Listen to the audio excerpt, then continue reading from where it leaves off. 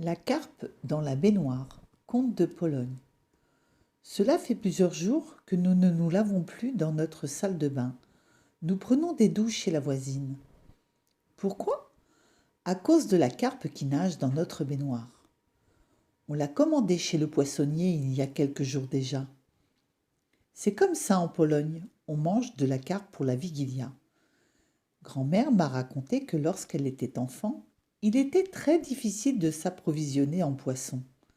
Alors, pour être sûr d'avoir une carpe pour le réveillon de Noël, on l'achetait dès qu'on le pouvait et ensuite on la gardait vivante dans la baignoire. Chez nous, on continue de suivre cette tradition. Mon petit frère Karol va voir notre carpe toutes les 5 minutes. Il la caresse et la bichonne. Il lui a même donné un nom, Gwiazdka, comme le nom de la première étoile, celle que nous guettons ce soir. La nuit de Noël, quand un point lumineux apparaît dans le ciel, cela signifie que l'on peut passer à table. Alors c'est très important de surveiller la Gwiazdka. Je crois que Karol n'a pas compris que nous allons manger la carpe dans quelques heures. Quand maman nous a demandé si nous préférions la déguster frite, en gelée ou en sauce, il a fait une grimace horrible.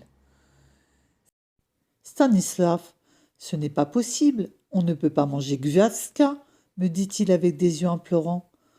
Devant sa bouche si triste, je finis par craquer. D'accord, d'accord.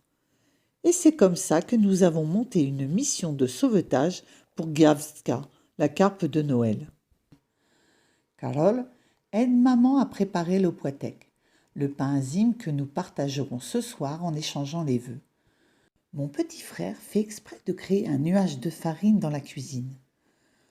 Pendant qu'il enfume maman à sa manière, je chipe un sac plastique étanche dans le placard. La mission est lancée. Le plus dur, c'est d'attraper Gwiazdka pour la mettre dans le sac rempli d'eau.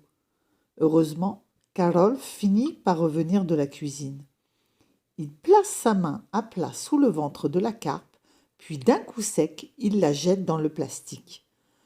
Ouf! Le poisson n'a pas l'air mécontent de partir en promenade.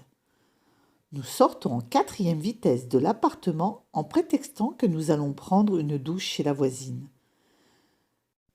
D'accord, les garçons, faites-vous beau pour ce soir, crie maman depuis la cuisine. Je fais un clin d'œil à Karol et nous pouffons en silence. Nous dévalons l'escalier, puis direction l'étang derrière la colline. Karol court dans la rue en riant bruyamment. Je lui demande un peu de discrétion. Chut! Il ne s'agit pas de se faire repérer. Après tout, nous venons de commettre un kidnapping. Et Gwiazdka n'est pas encore tiré d'affaire. Au bout de quelques minutes de marche, nous voilà devant l'étang. La surface de l'eau est calme et partiellement gelée. Hypnotisé par la beauté du paysage, je ne remarque pas où je mets les pieds. Je glisse sur le sol boueux et m'étale de tout mon long dans la gadoue. « Quel sauveteur tu fais !» se moque Karol en me tendant la main. Heureusement, c'est lui qui tient le sac de Gwiazdka et il faut avouer qu'il a été plus prudent que moi. Il a même pensé à mettre ses bottes. Les pieds dans l'eau, il fait ses adieux à Gwiazdka. Il la délivre de sa bulle de plastique et nous la regardons ensemble s'éloigner en frétillant, puis disparaître dans l'étang comme une ombre. « Elle est libre désormais, » dit Karol ravi. Mais je ne peux m'empêcher de songer que c'est notre dîner qui vient de se carapater. Mon petit frère, qui a bien deviné mes pensées, me prend par les épaules et il me console. Maman a préparé des pierogi aux champignons, de la soupe, du roulet au pavot, du pain d'épices et des tas de plats succulents. Je remarque alors qu'il a de la farine plein les cheveux.